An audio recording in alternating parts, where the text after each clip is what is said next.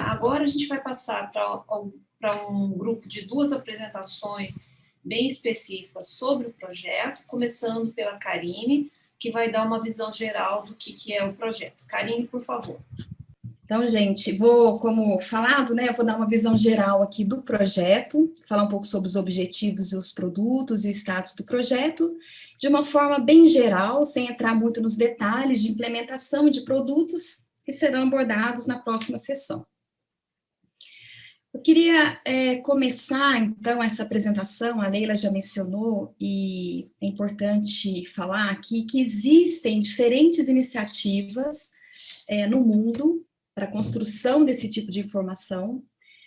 Vários países estão se organizando, como a Austrália, vários países da África para criar o Digital Earth África, a Suíça, tem uma iniciativa para criar o Digital Earth Américas, né, para a América aqui. E eu queria falar, né, começar essa apresentação falando que esse projeto, Brasil Data Cube, ele é a iniciativa do Brasil nessa área, de criar esse tipo de dados para o Brasil. E graças, né, a esse financiamento, graças a esse projeto, super importante para a gente e para o Brasil também, que coloca o Brasil, então, na vanguarda desse tema. Como a Leila falou, a gente está dialogando com esses grupos de igual para igual, nós estamos criando esses dados também para o Brasil, e isso enche a gente de orgulho aí para criar, né, esse tipo de informação tão útil para a sociedade, através desse projeto Brasil Data Cube. Então, a gente tem participado desses comitês, esses grupos de discussões, e a gente está fazendo aí o que o mundo, né, estamos na vanguarda aí que o mundo está fazendo nessa área de cubos de dados prontos para análise. Eu vou explicar um pouquinho aqui. Bom, falando um pouco sobre os objetivos, né, do projeto, esse projeto, o BDC, ele tem 4 objetivos.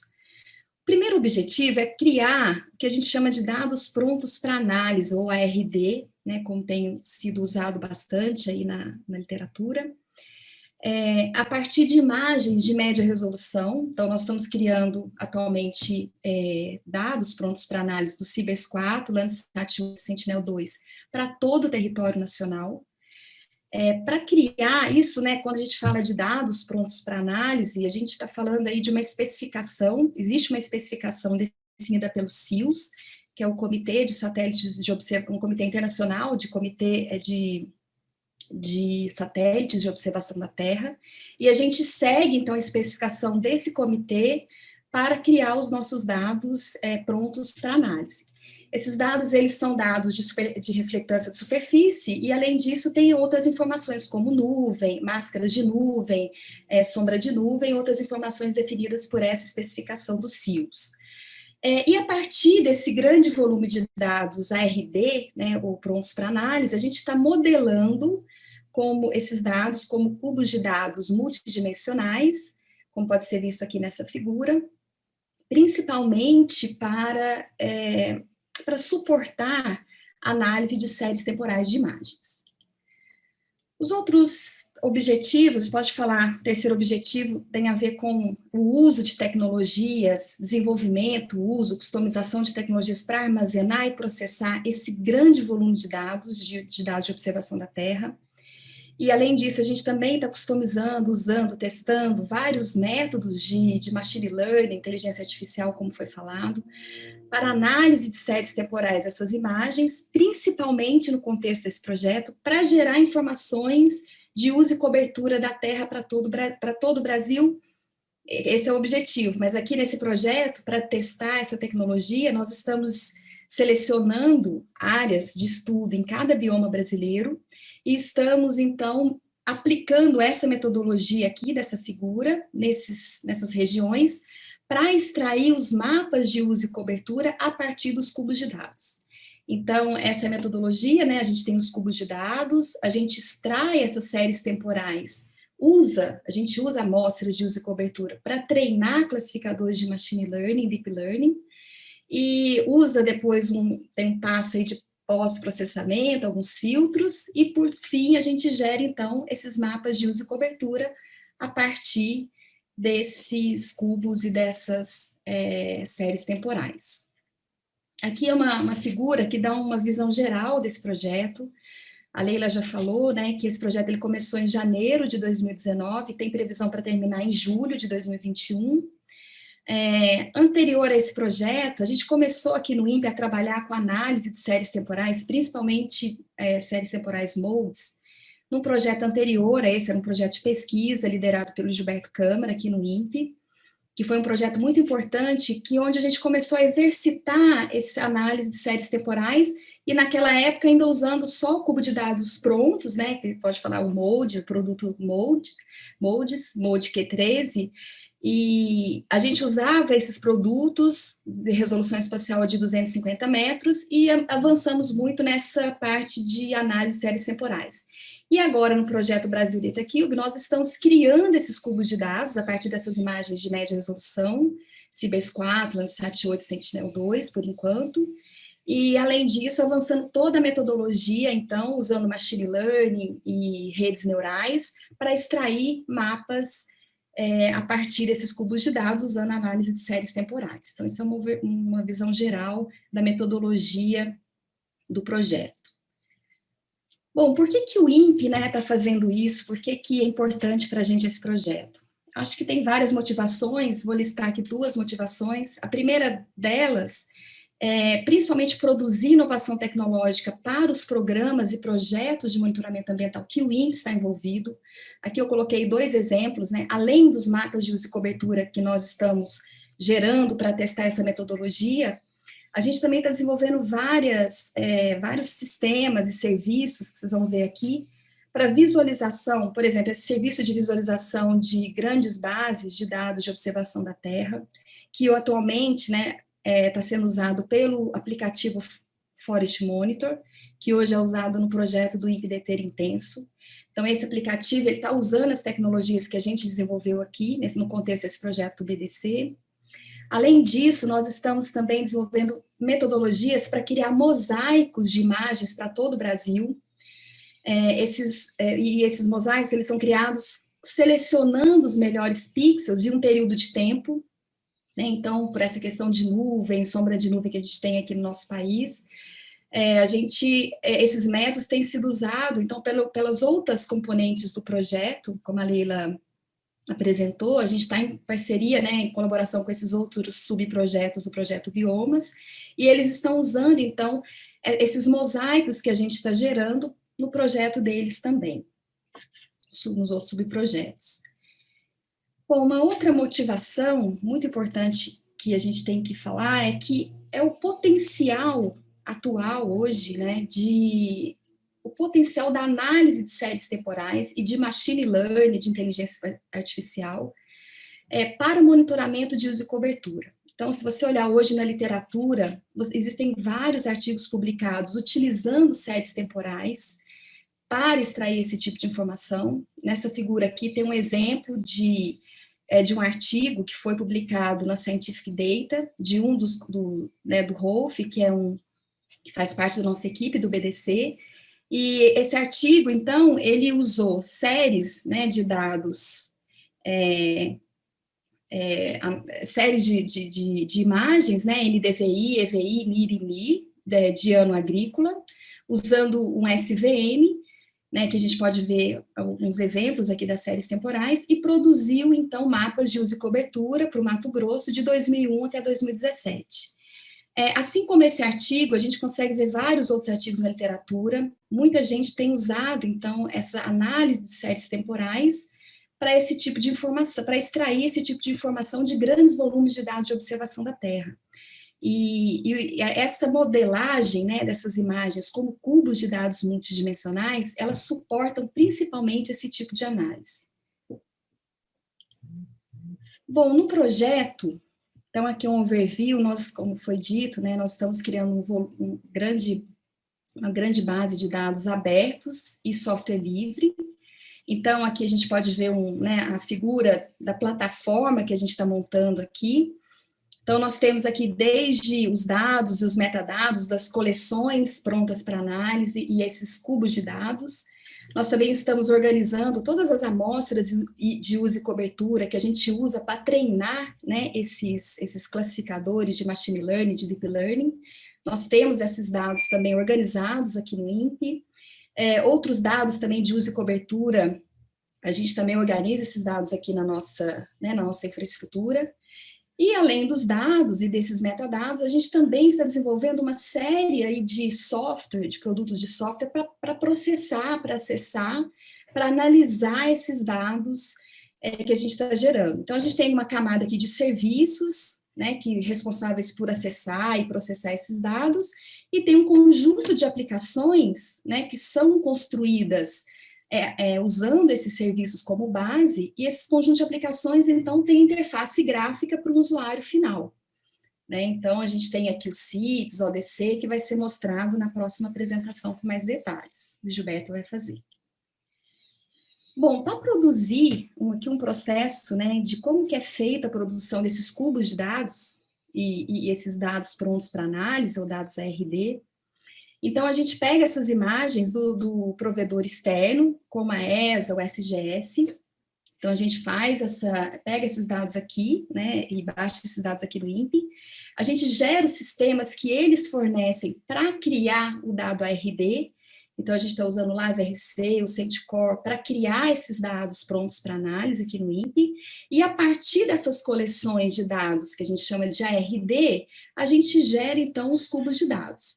Então, os cubos, o builder, né, de cubos de dados, ele tem 3 processos aqui, 3 caixinhas. Então, primeiro, a gente faz uma busca por cada tile, né, da nossa grade, faz uma merge, uma reprojeção dessas imagens, e depois faz uma composição temporal, selecionando o melhor pixel disponível naquele período, ou mensal, ou 16 dias.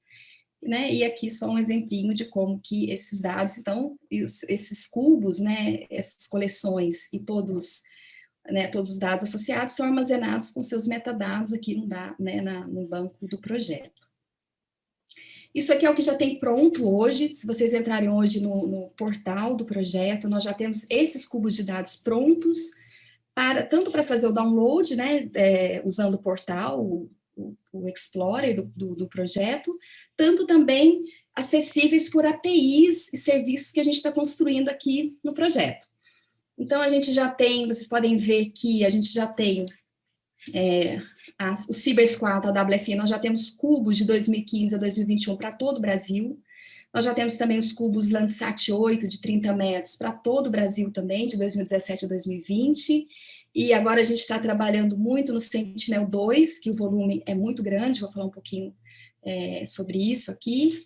E também agora o CIBERSquad MUX. Além disso, né, o pessoal do produção de dados vai explicar, a gente também está fazendo vários experimentos com o CIBERSquad e o CIBERS4A, que será apresentado aqui. E daí, quando a Amazônia 1 estiver disponível também, a ideia é que ele entre também nesse processo de geração de ARD e cubos de dados do projeto.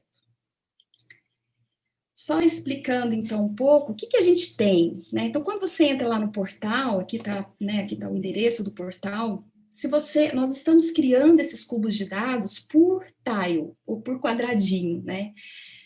Nós dividimos o Brasil em tiles, nós temos um sistema de grid hierárquica, definido por 3 grids, que será explicado aqui com mais detalhes, e a gente está gerando, então, para cada pedacinho para cada tile, a gente está gerando, então, os cubos de dados. Então, para cada tile e para cada time step, né, desse cubo, existe um conjunto de arquivos em um formato customizado para processamento em nuvem, e a gente então está gerando cada arquivo para uma banda espectral das imagens originais, um arquivo para cada índice, a gente está gerando EVI e NDVI, e aí a gente também tem um arquivo para máscara de nuvem, uma para observações válidas, né, observações que não nuvem e sombra de nuvem, e além disso a proveniência desse dado também. Então, quando você baixa esse dado, que você vai ter um conjunto de arquivos para cada composição temporal. Né? Se o cubo foi criado 16 dias, ou se ele foi criado mensal, para cada timestamp desse, você tem um conjunto de arquivos acessados por essa plataforma. Bom, falando um pouco sobre o grande desafio que a gente tem nesse projeto, é o volume de dados que a gente tem que processar e gerar. Né? O Brasil é muito grande e a gente tem esse desafio aqui. Pensando, né, aqui a gente fez um overview somente das coleções, então fora essas coleções, uma estimativa para o Brasil todo, dessas coleções que a gente está gerando, a gente tem por volta aí de 750 terabytes para processar e para gerar, isso só das coleções. A partir dessas coleções, né, a gente gera o dado ARD, pronto para análise, então isso aí dobra, e depois do ARD a gente ainda gera os cubos de dados. Então, isso aqui vai passar de 5 petabytes fácil no projeto, e isso para a gente é um grande desafio atualmente. Para isso, a gente então está usando a Amazon, né, a cloud, o ambiente computacional de cloud da Amazon, chamado Amazon Web Services. Há 2 anos atrás, teve uma chamada de um programa de créditos, né, feito pelo GEL e pela AWS, e nós submetemos o projeto Brasil Data Cube e ganhamos um crédito de $60 mil para gastar em 3 anos para usar esses recursos da AWS. E no projeto BDC, a gente está no 2º ano, né, desse projeto, e a gente, então, vai focar agora, principalmente pelo volume de dados do Sentinel, só voltando aqui um pouquinho, né, a gente vê que o volume de dados Sentinel, ele é o mais big que a gente tem. Só esses dados aqui dá por volta de 650 terabytes, o Sentinel. Então, para isso, a gente está usando a AWS para gerar os cubos de dados Sentinel-2. Então, a gente está usando esse crédito para isso, por enquanto. A gente, usando esse crédito, a gente exercitou e gerou um aplicativo agora chamado Data Cube Builder. Então, a gente tem esse aplicativo com interface gráfica para criar os cubos de dados aqui no projeto. Então, a gente tem 2 versões dessa aplicação. Uma rodando na AWS, que usa todos os serviços da AWS, Lambda, e acessando os buckets da AWS que possuem esses dados, no caso Sentinel-2, que a gente está processando, e a gente também tem uma versão desse aplicativo rodando aqui no INPE, né, porque o Landsat 8, o Cibers 4, a gente está gerando aqui no INPE. Então, a gente tem 2 versões, e a gente está fazendo isso agora. Nós vamos agora pedir um recurso, né, a gente vai realocar um recurso do BNDES, do Fundo Amazônia, para comprar crédito, nesse caso aqui, para gerar para todo o Brasil o Sentinel-2. Mas nós, usando esse programa, nós já desenvolvemos a tecnologia para isso. E, além disso, a gente também conseguiu colocar esses dados na AWS como Open Data. Então, a AWS ela tem esse programa, a gente submeteu os dados do projeto, e esses dados, além de estar disponíveis aqui na nossa infraestrutura do INPE, nós também teremos uma cópia desse dado na AWS, para quem quiser processar usando os serviços dessa cloud. Só falando um pouquinho, né, sobre algumas cooperações também que a gente tem com outros países. Então, existem algumas iniciativas de uso das tecnologias que a gente está gerando aqui no projeto para gerar dados prontos para análise e cubos de dados para outros países. Então, essas são as 2 iniciativas que a gente está construindo esse ano. Então, Moçambique, né, que é uma iniciativa do GEL com a colisão de países em florestas tropicais. Nesse caso, a gente vai gerar cubos de dados, né, a gente vai ajudar o pessoal a gerar esses cubos de dados de 1990 até 2019 para Moçambique, usando a Landsat 5, 7 e 8. E também existe agora uma parceria que começou agora esse ano, no contexto também do nosso curso de pós-graduação em computação aplicada, de levar essas tecnologias para gerar também esses cubos de dados e ARD para o Uruguai. Né, uma parceria aí com a Universidade Tecnológica do Uruguai, que a gente está começando a construir também. Então, a gente espera, então, gerar essas cooperações do INPE, né, com outras instituições, para aplicar as tecnologias que a gente está desenvolvendo no contexto desse projeto também para outros países. E, bom, só para falar, então, sobre os números, a gente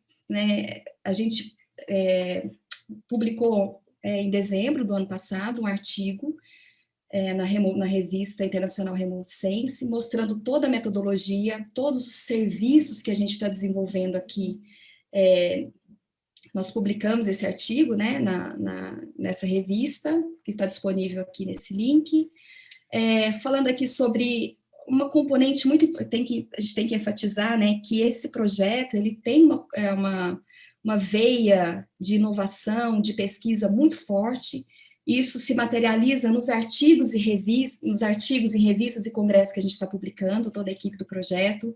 Então, mesmo aí na pandemia, em 2020, nós publicamos 14 artigos em congressos nacionais, internacionais e revistas, e de diferentes tópicos, tanto da parte computacional, quanto da parte de geração dos dados, então, de machine learning, de big data. Então, tem realmente essa componente muito forte no projeto.